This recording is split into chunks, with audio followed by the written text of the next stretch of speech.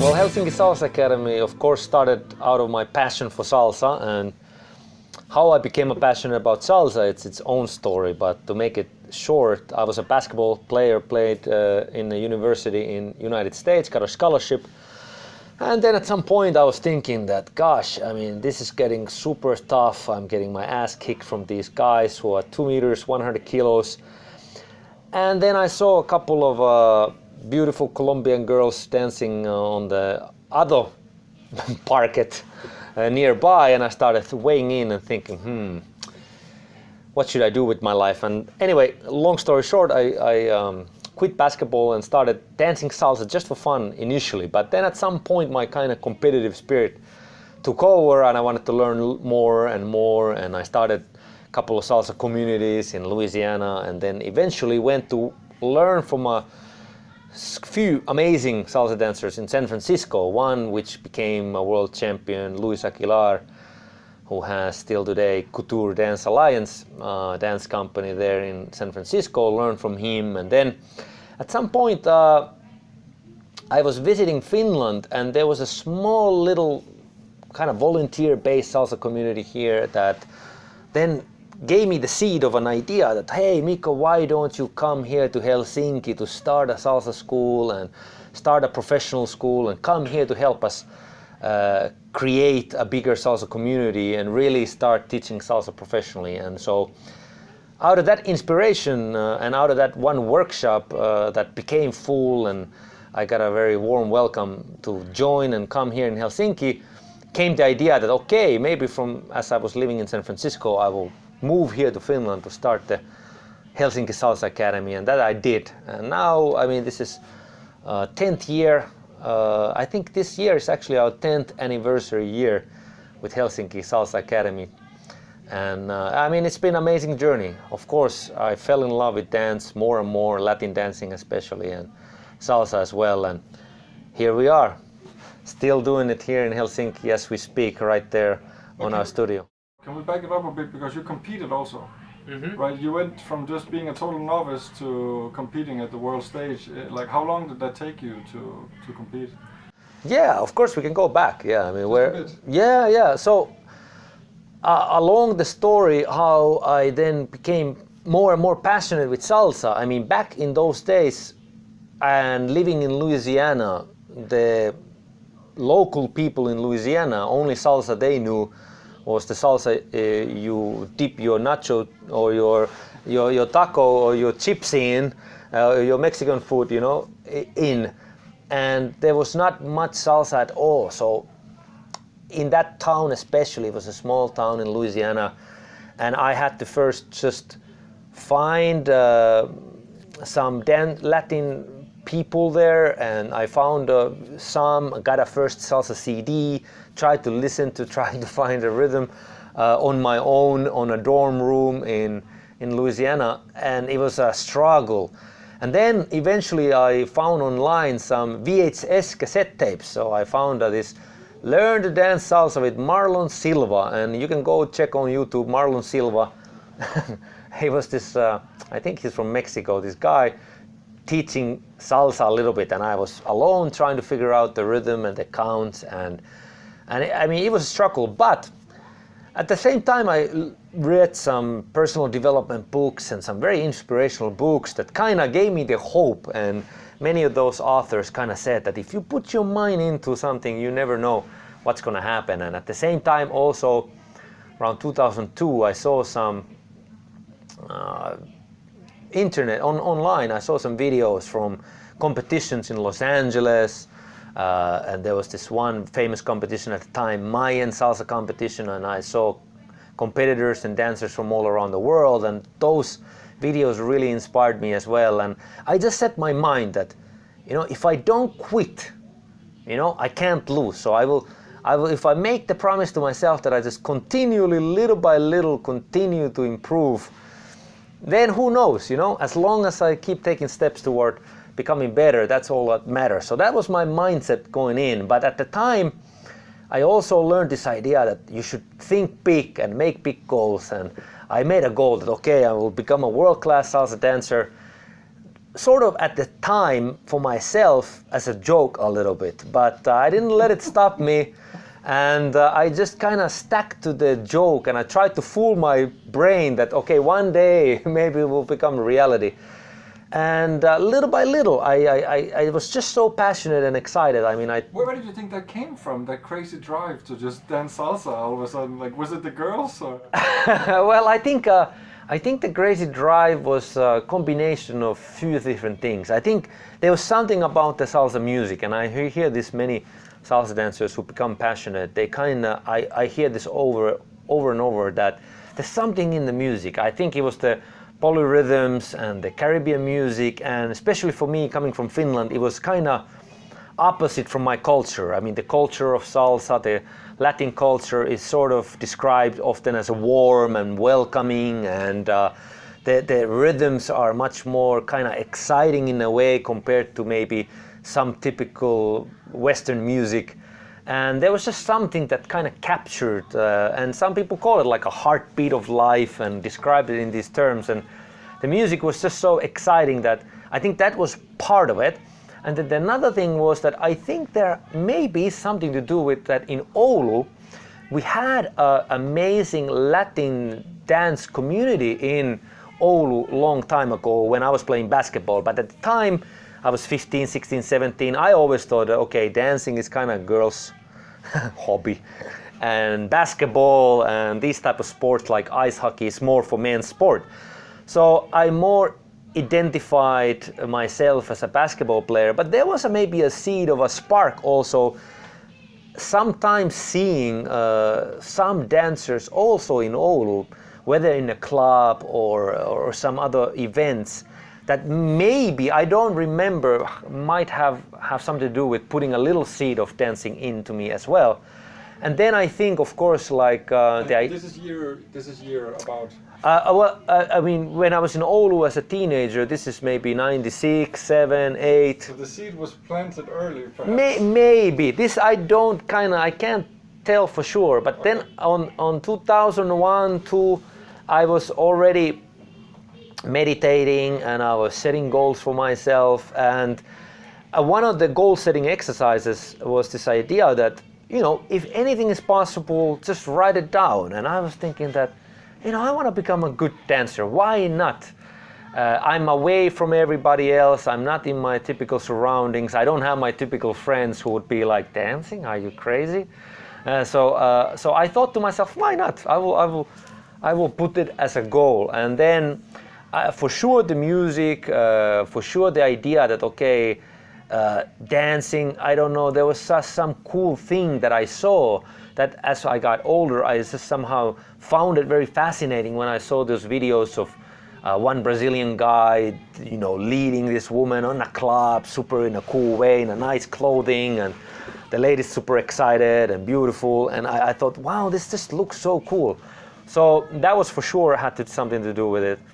And then little by little, I just got more and more excited. And then as a sportsman, I eventually also more and more fell in love with the idea of learning to move your body. And another thing that definitely had to do with it was I also was all the time throughout those times interested in health and interested in nutrition and interested in optimizing your performance and interested in optimizing my brain performance. And what was an idea that I really understood was that if I have some goals to live a, let's say, long, healthy, vibrant life, one thing I thought that I should also, you know, pick goals that also support each other.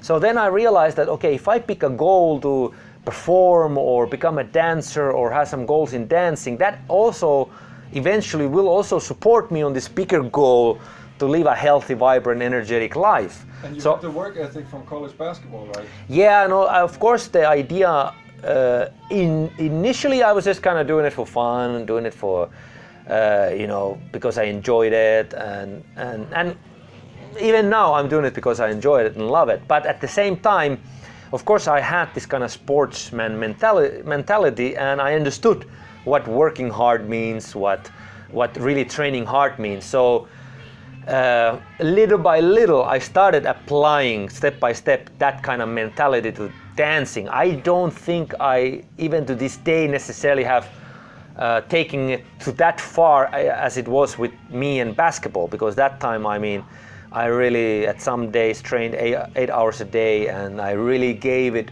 absolute all to basketball. But for sure, like let's say even in the past,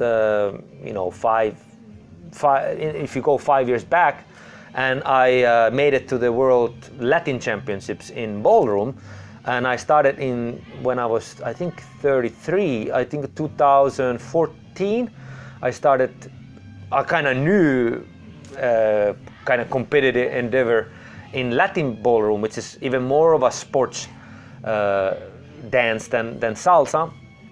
And then I applied this kind of even more and more, this kind of competitive sportsman mentality. And in 3 years, in 2017, I found myself in the World Championships in Miami in our senior category, which again was a result I'm proud of, and of course it's the result of having great partners and amazing coach.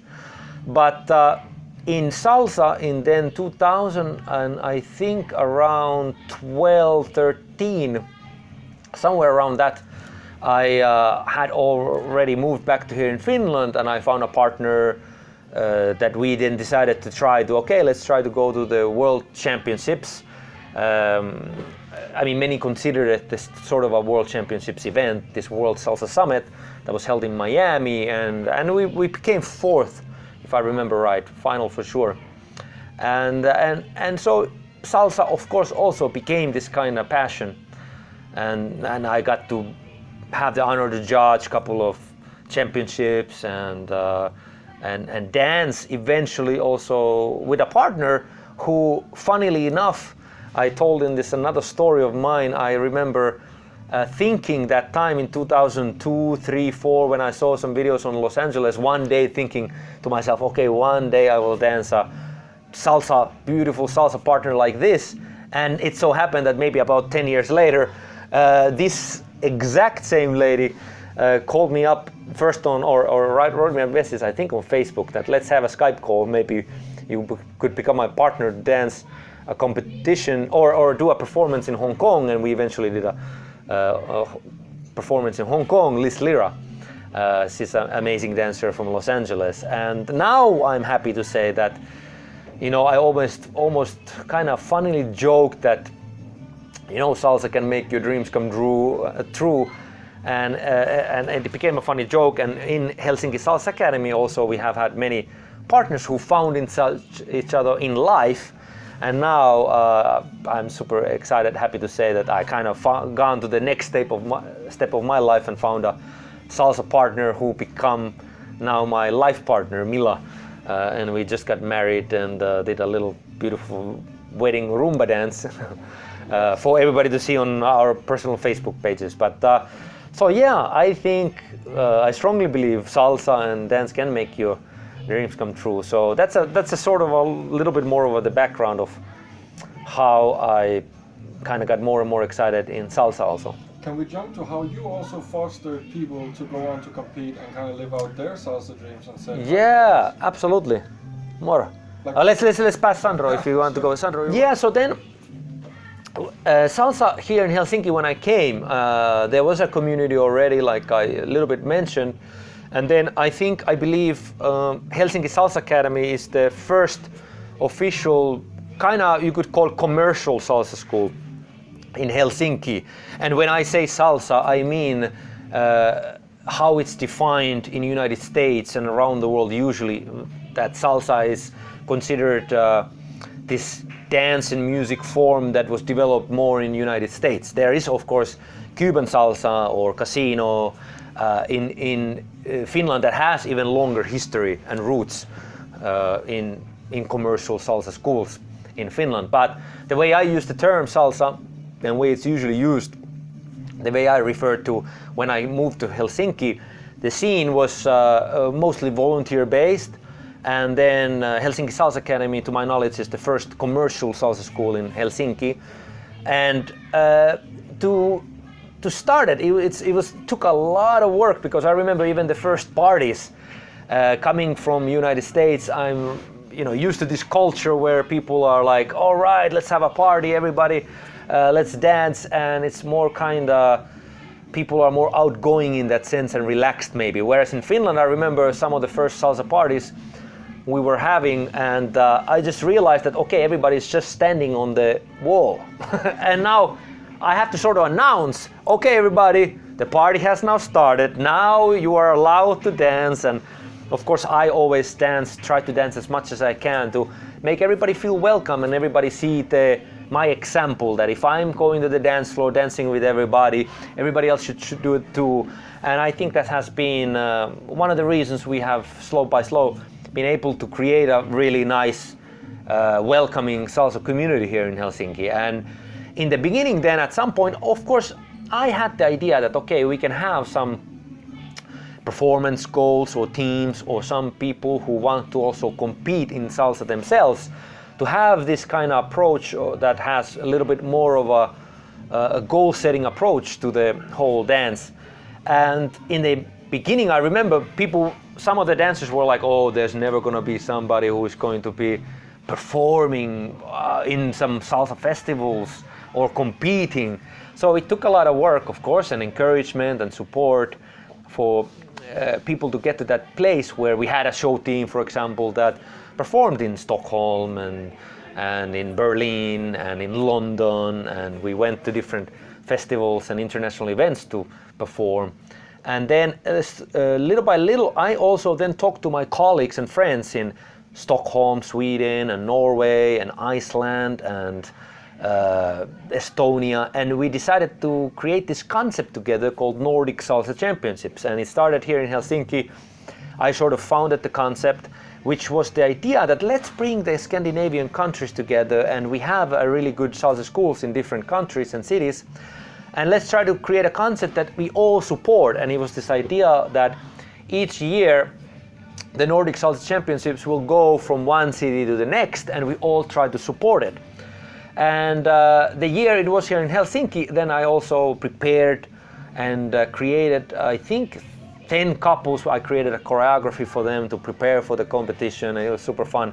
Sort of amateur salsa couple competition where amateur couples could have a choreography done by their coach, and then they could compete not only within the competitors within their country, but also within other Scandinavian countries or Nordic countries, how you want to define it. It was Nordic Salsa Championships, and that was super fun, exciting project, and a lot of people enjoyed it. And then we even had this collaboration with, I think, with London and also Hong Kong. Hong Kong had this championships that they called it World Salsa Championships, and we had one couple then from our school going to compete all the way to the World Championships in Hong Kong.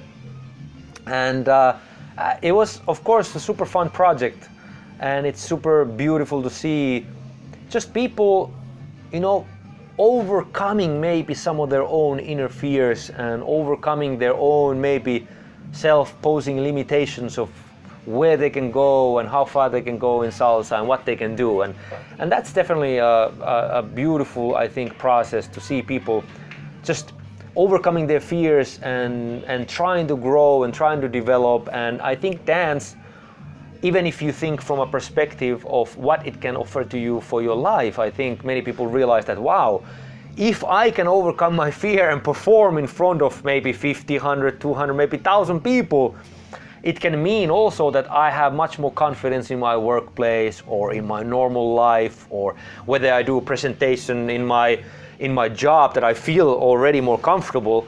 So I think this kind of thing, performing or competing or being a presenter or finding kind of more inner confidence can also, of course, reflect and reflect in many ways in different areas of life. That's awesome, because you get some theory and philosophy behind things, but also you have a very systematic approach. I remember from the school, and you got the online library, and the quality here is pretty high, or I think it's very high from my own experience here. But how did you develop the whole concept of how you teach here and why you do so? Yeah, I think that's a great question. So where do I get the philosophy? So in HSA, the systematic approach, if we go kind of further back in time, I think the origins, what maybe many even in the salsa world maybe don't know, and I'm not sure if it goes exactly like this, but in maybe 50s, 60s, 70s, already in the Latin ballroom world, the dance sport had been started to have this kind of idea that let's create the ballroom dances in a systematic kind of way that you can then teach, and that meant that you have different concepts and names for different moves, and you create the steps and the counting for it.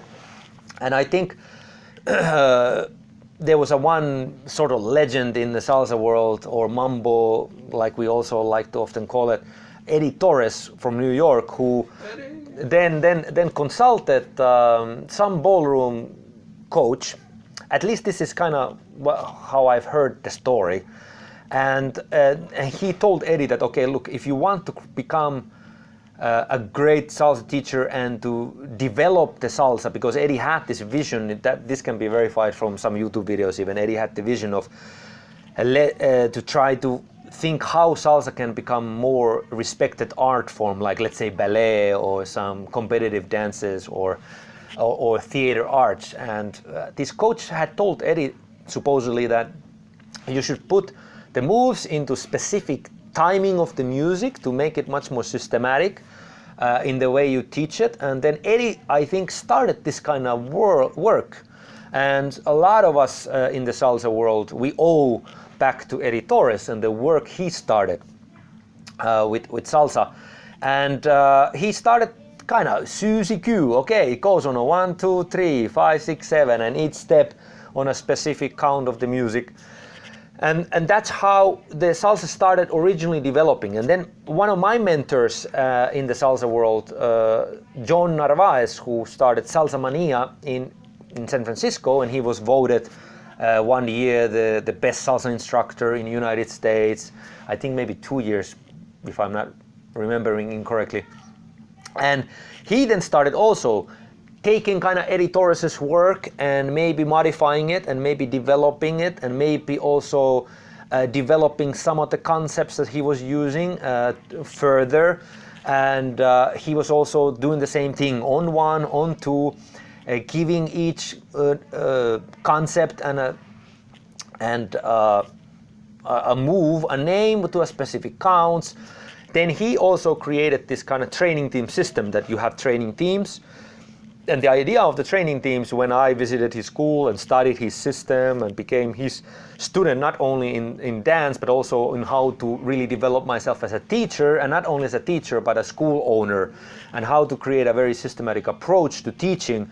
It was through him that I learned this training team system, how to create a really proper syllabus, how the syllabus should advance, how you take students and what they should learn in the first maybe 3 months, 4 months, then how they should advance from that. And he had like so many training teams and performance teams, and he really was one guy that I remember seeing him on one competition, and there was this kind of pro-am competition, and he did 28 routines that he himself danced with his partners, and then on top his own routines and his own really professional team routines. So this was only just a pro-am routines.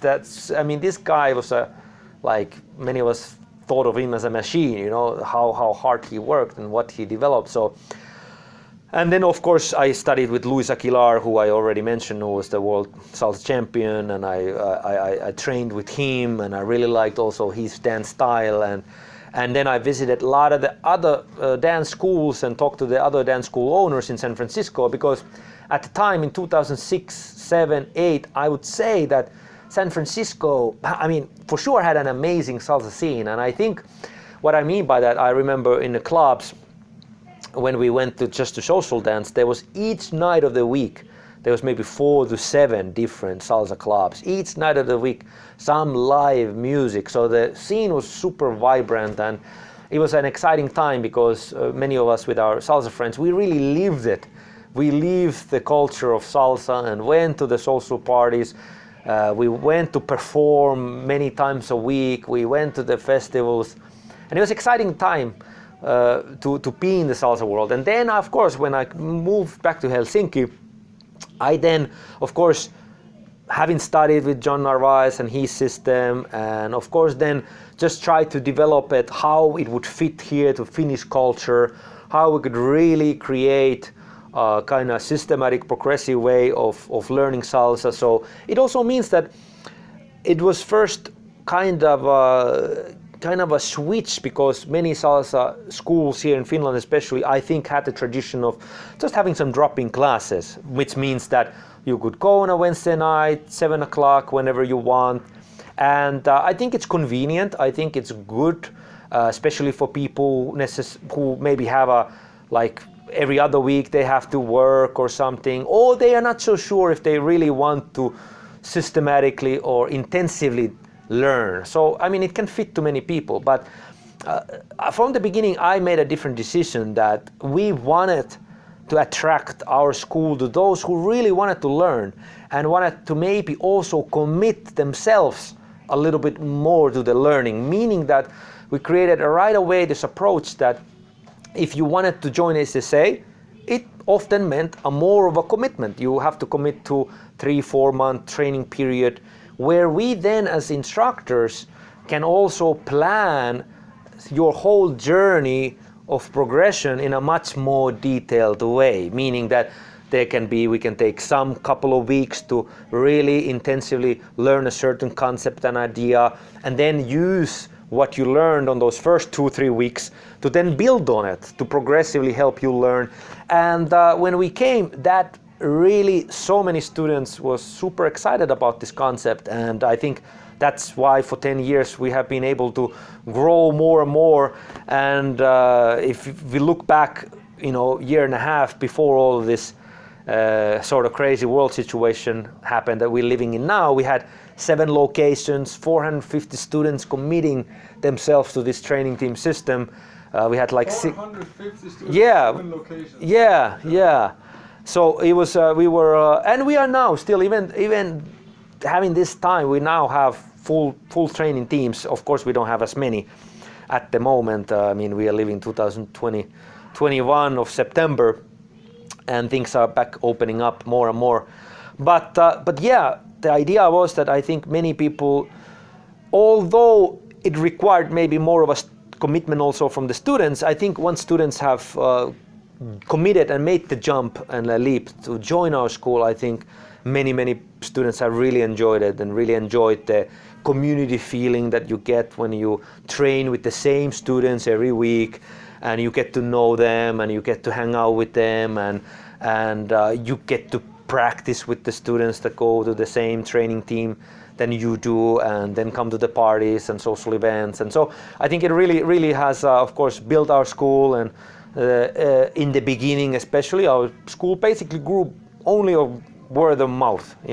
We really, of course, now that we wanted to kind of reach more students who may not have ever heard of salsa, we have done more marketing outside of what people tell to other people. But yeah, that's how our system, the origins, how it came about, and kind of where it has been influenced. And of course, through the years, we have developed concepts of our own and refined some ideas, some technical ideas from me also studying more Afro-Cuban dances, ballroom dances, and as we have as instructors also think how could we develop certain concepts and techniques, let's say, further. But the main idea has roots from all the way back from Eddie Torres, from the work of John Narvaez, from Salsa Mania, Luis Aguilar, and of course many other teachers has influenced myself and the growth and system of the school.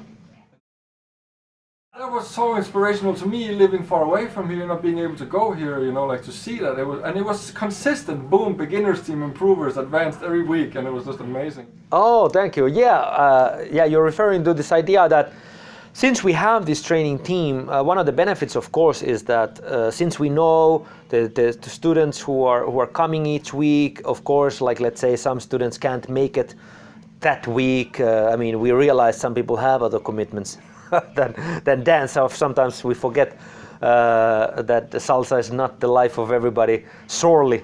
But we had this idea that we will, of course, after each training, the main core ideas and the homework, so to speak, of that class or that training session, we always post it to the specific, let's say we often use Facebook groups, or we now have this online training platform that's also available if somebody wants to, or like me when I started in Louisiana, if you live in a place where you don't have access to, let's say, high quality dance instruction, or systematic training, or you don't have live classes or training teams, you can use it, or if you want to supplement.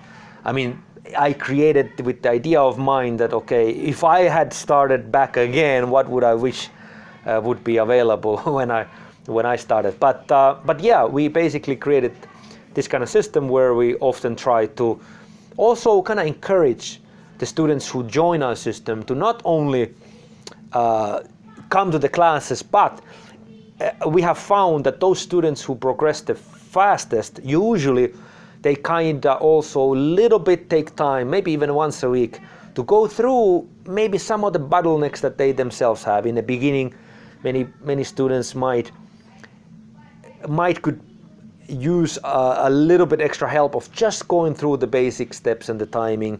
At some point, some students might have struggle, or ladies with maybe some spinning aspects. So if they take some ideas and a little bit review always before coming to the next class, usually those students progress the fastest. And then we do have some students which we always welcome that really get excited. Like we had one guy who was a wrestler, but not professional wrestler, but used to be a wrestler, handled his body really well, was super, good at learning and talented guy. And in 2 years, he went from literally not taking any dance or salsa steps. In 2 years, I think 2.5, went to compete in the amateur world championships, and I think came third or something. And it was so exciting to see, because he really took full advantage, because a lot of times students who really get excited, then we do have the advantages, especially before this current world situation. We had, like, let's say already like 5 beginner teams and 4 improver teams and 3 or 2 advanced teams. So let's say you are in a beginner level, you could basically train every day of the week, and oftentimes we really didn't ask much of an extra charge if you want to either compensate missed classes or you wanted to train extra. So we have had some students who then really took advantage of the full kind of power of our system and trained like 5-6 days a week, and the progress just was like amazing. How is that going forward, Mikko? What does that look like? Of course, we love our school, and now what is a blessing, I mean, of course, there has been moments where I sort of like it's has been teetering on and balancing on like when you are doing something you're passionate about, there's always the kind of risk that you burn yourself out a little bit. So there has been a couple times in this 10-year journey of just being here in Helsinki that I trained so much myself, and I gave so much to my students, and I danced with everybody on the parties, and I tried to do it all myself, that there was few years where I was super stressed out, and it was really tough. But luckily, of course, we always have gotten like super amazing teachers attracted to the school, and now I'm leading all of this up to that. Thank God, I found a not only partner in life, in marriage, but a partner who is equally, not if not more excited to kind of continue the legacy of Helsinki Salsa Academy. And I'm just so happy and blessed to say that my wife Mila, she's so excited about dancing at school and has amazing background in ballroom of competing basically kind of, I mean, in Russia it would be kind of considered professionally, and she's so excited about salsa and our school and loves our students, and she has taken more and more of the kind of lead, and she's doing absolutely amazing. She's handling all the the customer kind of side and many of the marketing things, and she's running the school basically better than I. So I see only good future. And in top of that, she has created now an unbelievable team of teachers who are super humble, hardworking, committed, just like kind of how our philosophy has always been in the school. So I see a bright future for Helsinki and Helsinki Salsa Academy, and of course I'm always love salsa, and I'm still teaching myself and still part of it. And we are doing some dance projects with Mila, of course, and hopefully everything will just get better and better, and people will remember how, I think, even more now than ever perhaps, that how much dancing brings to our lives and how much joy and enjoyment. And if we think from perspective of how important it is to belong to a community, to see smiling faces, to get together with people, to move our bodies to the music with somebody in a nice community, I think right now in this time we can appreciate it more than ever. So I would hope that we will see a new surge of many more dancers, not only here in Helsinki but around the world.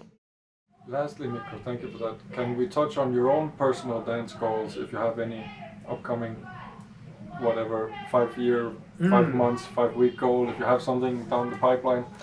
Yeah, I think now I've taken like a year. I've also focused a little bit on some other projects, so I again a little bit. So I'm motivated to get back in shape, and it's been a good little break from competitive dancing, I would say. But Mila and I mean, we have a few secret kind of plans. I guess I could say it that part of the reason, for example, we have not competed in the category I used to compete in, Latin, was that it has a certain age requirement, and Mila is a little bit too young for us to compete together in that category. But in a couple of years that's possible. So we plan to, for our own enjoyment and goals, to continue dancing, and it would be wonderful to be able to do that with Mila, of course. Then also in salsa, Afro-Cuban, I still love it. We're still training. We're still trying to learn and get better. So one of the goals is to do some performance projects. We are actually going, I think, to another international event. Just us two. Maybe we'll do a show. Maybe we will dance. Then, of course, to continue helping our teachers here at the school to progress the students. But now, of course, we kind of let's wait and see a little bit where everything is going with the world, and then we can make some kind of more solid, concrete plans. But those are some of the plans. Anything you want to share, Mikko? Well, I think if you're watching this video, I would say, thank you for watching it. And I think what main thing, kind of deep thing that kind of touched me in music is to understand how good it is for you. I think in this kind of technologically driven world, oftentimes we might miss that. Even if we look from a scientific perspective, already we know movement is so important to you. It's so important to your health. It's so important to your brain function, that no matter what you do in life, whether you are, devoid of exercise or something, you should move your body. And then we also know that music, it's really, really good for your brain. And what I realized early on is that salsa music, especially for a Westerner, it can be kind of complex and difficult, but herein lies also the beauty, which is that it can really develop your brain to challenge it to hear and understand music in a different way that we are not necessarily used to in the Western world. And I think that can, again, you can look at it from a perspective of really using it to develop yourself. And then we all know if you put movement and music together, and of course I'm biased toward salsa music, if you take salsa music and movement, I think it's a beautiful union. And that in and of itself, why many professional dancers are living healthy, beautiful lives, I think therein lies the key. And then what I like in salsa and these social dance scenes is that you usually have this like a community that feels like a family. Salsa dance, those who are in it already know, you can go any big city around the world and it's kind of like you go to a club of salsa and it feels like you stepping into your family in another country. Because even if you don't know the language, you know the language of dance and you can really connect with beautiful people all around the world. So I think personally, maybe I'm biased, but there's nothing more beautiful than salsa dancing. So if you're thinking of starting salsa dancing, the short answer is you should. And if you are now dancing, you are a lover of dancing, you already know it is so good. Here's maybe a few more ideas of why you should continue.